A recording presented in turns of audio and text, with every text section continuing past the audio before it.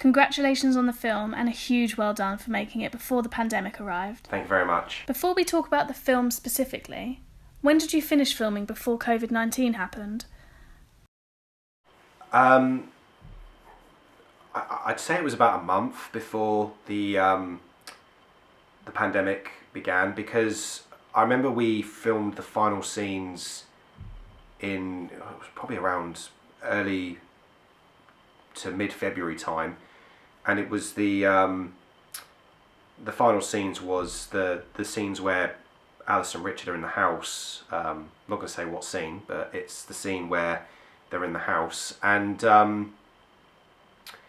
yeah, it was around a month that we managed to finish filming before, you know, the whole COVID-19 coronavirus began, and so we luckily just beat it before it all happened. And how have you coped with the pandemic? What have you been doing since it happened? Well, what have I not been doing? Well, I've been at home. Obviously, I was self-isolating. It's been, the first, I'd say when it happened in late March, it was kind of like, okay, this is happening. And then I think reality kind of hit me a bit more when it was April. I mean, I actually had a really bad April this year. It was just pretty much like 4 weeks of hell, of being stuck at home and not being able to do much, and you know, my mental health and autism was kind of circling around in my brain like a spin wheel. But I managed to keep sane, luckily, by doing some stop motion animation films and focusing on producing some projects and keeping busy and doing loads of writing. So I'd say it was hard at first for the first month or so, but when we was allowed to do more unlimited exercise and we didn't just have to pop to Sainsbury's for a pint of milk and we could go out walking and stuff, that's when I was like, good news, I can finally go out and breathe some fresh air, and it was great, you know. And then that's when things slowly for me started to kind of go back to normal, sort of, because at least I could venture out and have a walk and clear that brain of mine. And then yeah, so since May I've been coping and I've been keeping busy, and yeah, so it's been hard, but I've pulled through, so you know, that's the main thing, I guess. Let's talk about the film. Did the success of the first film last year surprise you in any way? Because it became your most watched movie on YouTube, is that correct? Yeah, that is correct. I mean, what happened was, I never expected the first film to do as well as it did. I mean, it was quite funny because, you know, 2 years before I even did The Wonders of Alice in 2017, I did a film called Cash in the Pond, and I remember thinking, oh my god, that movie's going to suck, because I honestly thought it was going to flop enormously. And then lo and behold, it reached 250 views in 24 hours, and now it's reached over 7,000 views to this day. I mean, I can't believe that people are still watching it, to be honest. But as for The Wonders of Alice, I wasn't really too worried about how many views it was going to get, but I was hoping it would get quite enough. And I thought, even if it gets 250 views as well, like Cash in the Pond, then that's not a problem. I mean, I'm lucky enough to get 10 views sometimes on a YouTube channel, let alone 410, because that's how much it reached. So when it reached 410 views, I was like, wow, you know, I can't believe it. People have actually been watching it, and it's still doing really well now. It's nearly reached 600 views at the minute, and people are still watching it, and you know, and it was amazing when that happened, when the views shot up. I couldn't believe it. And then the next day I was kind of like, well, I guess the sequel should get made or written. So the next day I started writing. And of course, because of that success, people are going to want more. So how did a sequel come about? Was it planned, or did you have to be convinced? Um, no, a sequel was kind of, sort of planted in my brain, I guess you could say. I mean, there was a seed there that was planted in my brain, but nothing was growing yet. Um, because I mean, I didn't really think about a sequel until probably nearing the end of the film. But the cast already were like, oh, we should do a sequel after this because I love playing this character and blah, blah, And I was like, guys, can we just wait to get the first film done, please, and then worry about a sequel another time? And they were like, oh, yeah, because they already wanted to jump ship to a sequel already. And I was like, whoa, guys, come on, we haven't even finished this film yet. So when we did the premiere for the first film, I was asked if a sequel was going to get planned, and then I was thinking about it, and I thought I wouldn't mind doing a sequel. I mean, we already did a Christmas special, last Christmas, and that was a lot of fun to do. But to do a movie, you have to think about, what the story's going to be, and it has to have a reason to exist. Plus, you're putting in 3 months of script writing work. Plus, when you finally have your cast, you've got like months to film because obviously feature films do take months to film when they have to be. And this film took about, I mean, we started filming this pretty much last year in September, and we didn't officially finish until February, but that's because we didn't film in January, so there was a gap. But so thinking about the months, it definitely took about 4 months to make this film, whereas the first film took 3 months. So there was definitely a 1 month, you know, extra because obviously we had so many characters and so many storylines and everything, and and it all worked out. But luckily, we managed to get this film done in terms of filming quicker than the first movie. But my number one fear as well was I don't want to repeat the first film. That's the thing, I didn't want to, write a sequel and then it ends up being the first movie because otherwise I'm just making the same movie and it's not good for the cast and it's not good for me. But also, I didn't want to.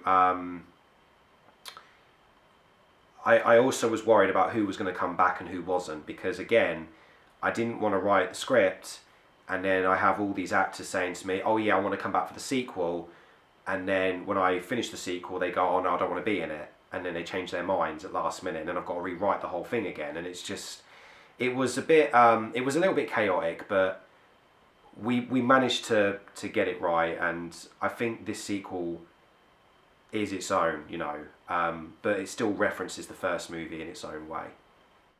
With a sequel as well, it has to have its own story, and this film does, because the first film was about Alice running away from home, but now it's about her dealing with a huge loss. Did you plan to make the film more emotional at the beginning, or did it come about later on? That's a good question.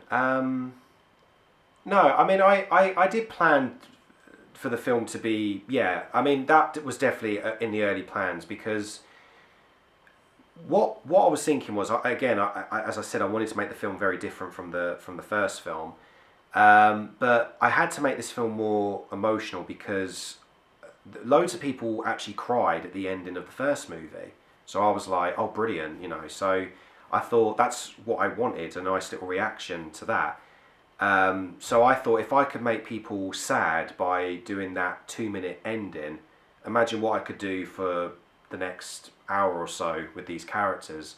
And so a lot of emotional weight had to be put on with this film. And yeah, it does deal with Alice with a loss as you're watching the film, and it's about coping with that loss and what do we do when we lose our loved ones? Can we move on from it? How do we feel? How do we remember them?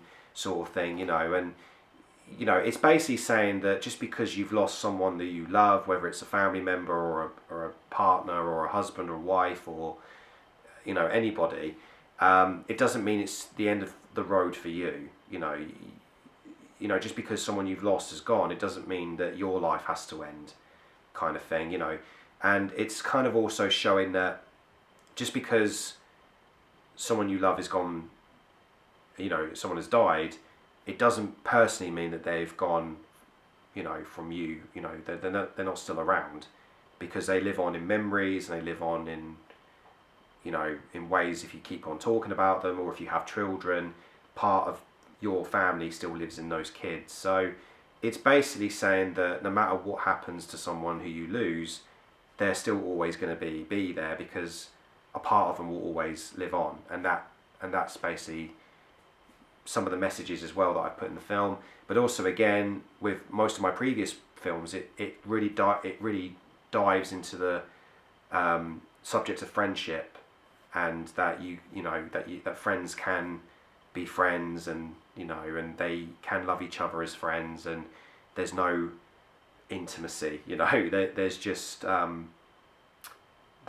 friendship, and friendship is the best kind of love I think you could ever actually have. So that's also thrown into the film. Not only do you direct, write, produce, film, and edit the movie, but you also play Richard White. How is that for you on set, acting and directing at the same time? Well, I'm used to it. I mean, I've been in pretty much nearly every project that I've been in. I mean, obviously I'm not in every one, but I'm in most of them. But no, I like directing and acting. I mean, I like it. It depends on the character. Obviously, I don't just want to play the character because I feel like I have to. I want to play that character because I want to. And I think it will suit me being in the project with the others and kind of bouncing off everybody. But it's not hard work. I mean, the only thing I worry about is the actors. I don't worry about what I'm doing. I worry about what they're doing, because I know what I've got to do. I know I've got to direct them and tell them what they've got to do and say, and how they're supposed to say things, and how they're supposed to act during a scene. So really, me being there kind of guides them to show what they have to do. Also, it involves in tone, and because it's comedy, it kind of shows the balance of that. But it's just basically saying to the actors, look, please do it like this, and you've got to act like that. As long as they know what they're doing, then I don't really have to worry, and it's not such a hard job. But if the actors don't know what they're doing, even though I've probably told them about 20 times what to do, and I'm acting with them and directing, I kind of have to switch on and off to character to me, kind of thing. And it's kind of and sometimes it can be difficult, but it's not that bad as it looks. But it is a lot of fun. So yeah. And playing Richard White, he's such a great character. He's such a funny character, and I love playing that character. So it was great to sort of go back to being that character again, and hopefully I'll get to play him again in the future. The cast is incredible, and you have some familiar faces, but also some new faces as well. What is it like bringing in new people for the film? And what is it like working with such a huge cast? Bringing in the new people was fun, because it adds a lot of freshness to the film. There were some characters from the first movie I was hoping would come back. There was Lauren, who played Doreen. There was Alex, who played the princess, and there was Steve, who played Dr. Dodo.